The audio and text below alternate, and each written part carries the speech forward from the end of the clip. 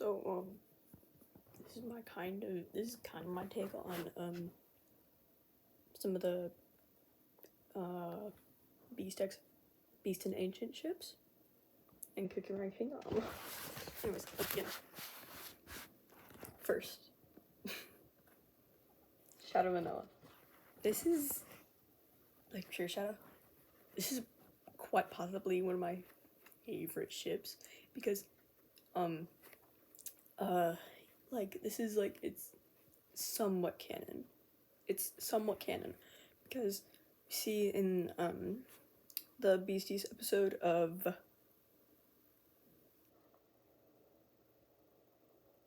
yeah, if I remembered, I would say something, but, it's the one,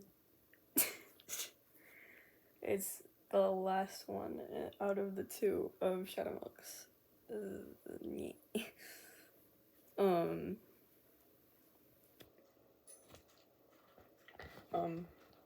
It is the second one in the two of, like, the Spire of Knowledge, that stuff. It's mainly the one with Truthless Recluse. My take on this is when they were talking at first, yes, for their relationship, it is mostly manipulative and toxic and cruel. But as soon as Pure Vanilla Cookie suggested the, like, we are meant to be together, that thing, he was immediately completely, he did not care about the Soul Jam. He was just, like, insanely happy about it, and he was completely welcome to the idea. And then we even see, he goes, yes, now you are mine. But, so he, like, we can see that he gets very happy about the idea. And in the most recent episode of Beast Yeast, Pure Vanilla Cookie says, like, something about the Azure, something, but strangely alluring at times. So that's one of my takes on it. Mystic Cacao. Or Dark Flower. It's not my favorite. I do ship a lot of the Ancients and Beasts, but Mystic, Dark Flower is just not really one of the ones. But I do see a relationship with them. They're both very, like, controlled at times, and, Dark Cacao Cookie is very, like, he's not cold, but he's just, like, calm. And so is Mystic Flower Cookie. She is just very emotionalist, and I don't know how to describe it, but I love Mystic Flower Cookie. But, something that, because they are very different, but something that makes me feel strongly about them is that how most of the Ancients and Beasts, how their soul drams are the flipped. For theirs, Mystic Flower Cookies is that diamond thing, and so is Dark Cacao's. Because while they're flipped, they still look the same, and in their whenever they talk to each other, you can see that they are not in fact angry at each other or anything.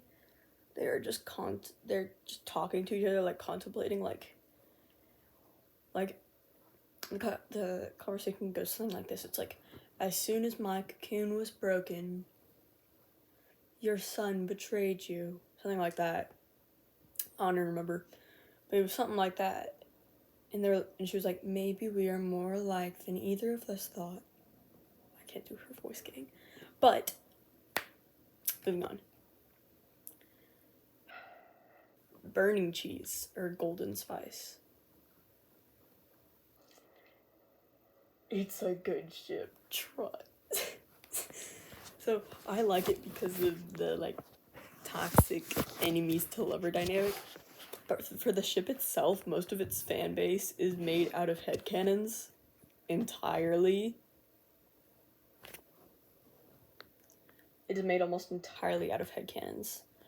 So it's not insanely... It's not really canon at all. They really hate each other. And then... So Silent Salt and White Lily, I forgot what their ship name was. who's like silently, or let me think for a sec.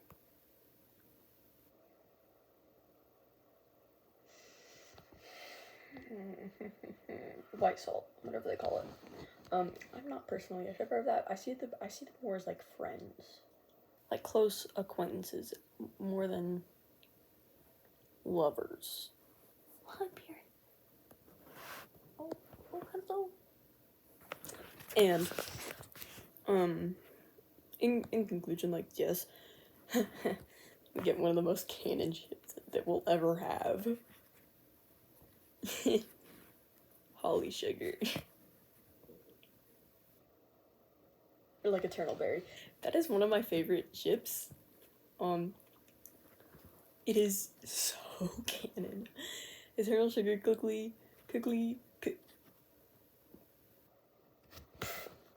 Eternal Sugar Cookie admits, like, confesses multiple times, but in the latest chapter of Beast, she says, "This is why I'm attracted to you, you see?" Before coming up with another idea. And even while the portal mouth is burning and Eternal Sugar Cookie is burning, she refuses to let go because she is so deeply attracted to Hollyberry. I love the ship. It is somewhat one-sided, but I can see Hollyberry having, like, feelings for her too. But I do feel bad for Eternal Sugar Cookie. And yeah. But guys, Shadow Milk Cookie got stabbed. Made me sad. But low-key,